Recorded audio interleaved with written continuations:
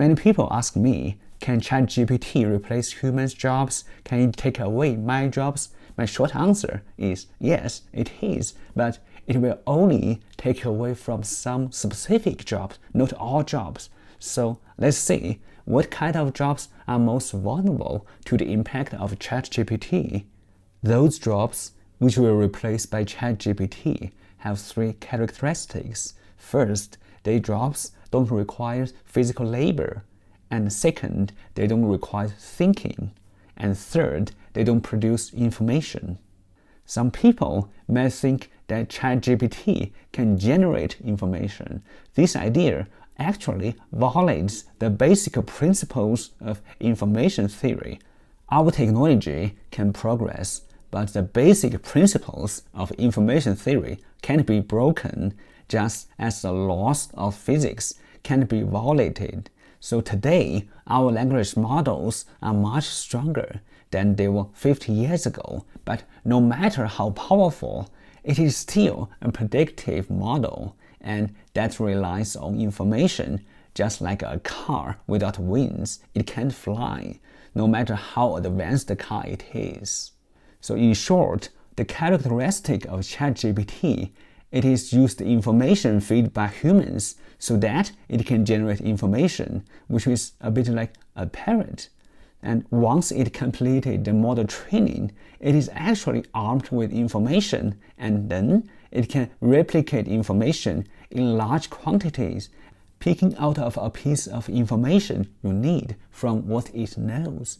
So therefore, if your job doesn't create any new knowledge, but just organizes existing information, you will definitely be replaced by machine. Let me list some such occupations in order from high to low income. So first is financial analyst, and the second is financial media reporters or other media reporters. And the third is legal assistants, or we say lawyer assistants. And the fourth is ordinary clerks, and the fifth is the audio or video editor.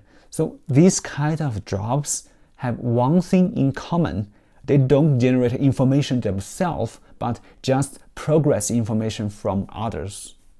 What financial analysts do is organize some public data according to the formulas. So almost all research reporters by the financial institution are half right and half wrong. And plus, most financial media reporters today only create very few little information.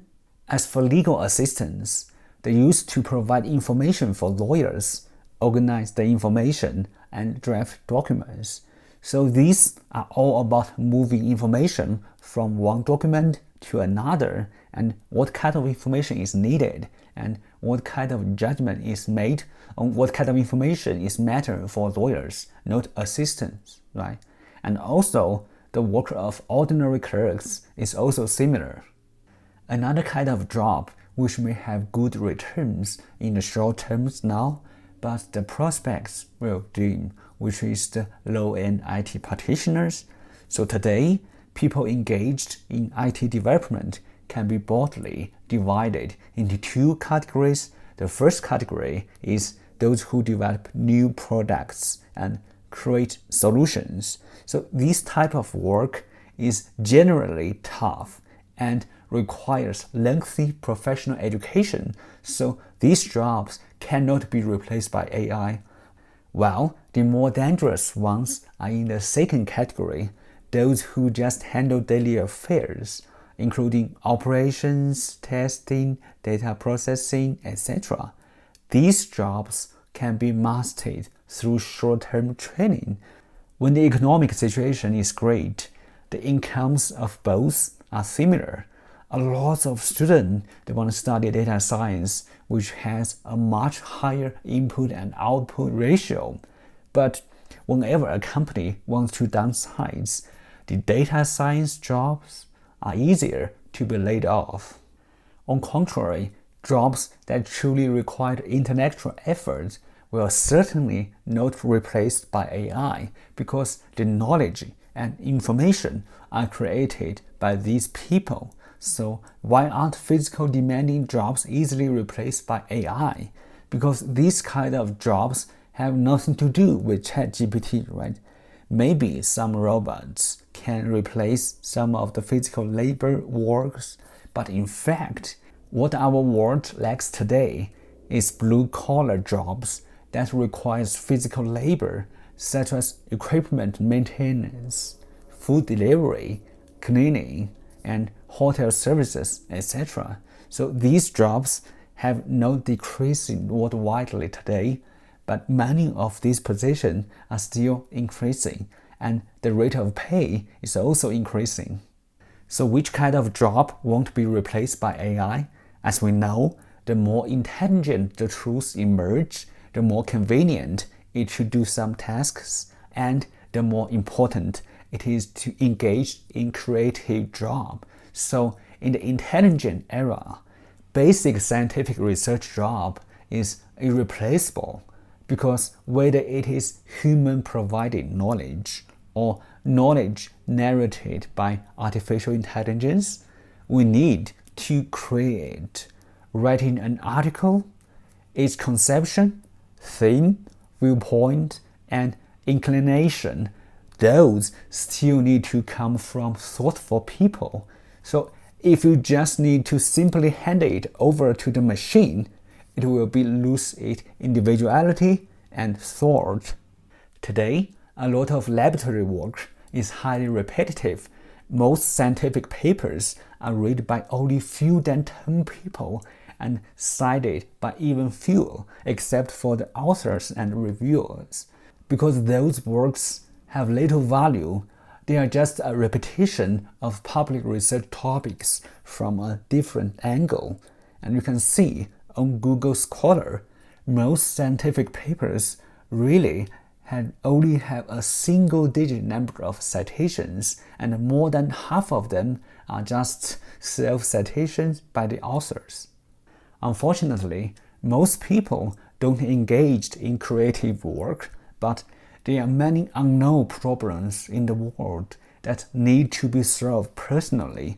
But they may be not all the big problems, right? But they are very important. For example, which type of masks is more protective?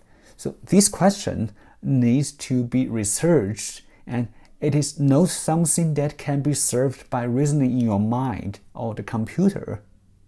In history, as our technology has advanced, people have become more and more educated. They have become increasingly intelligent, which is reflected in the year-by-year increasing in the IQ test results, which is falling effect. However, this trend is stagnated.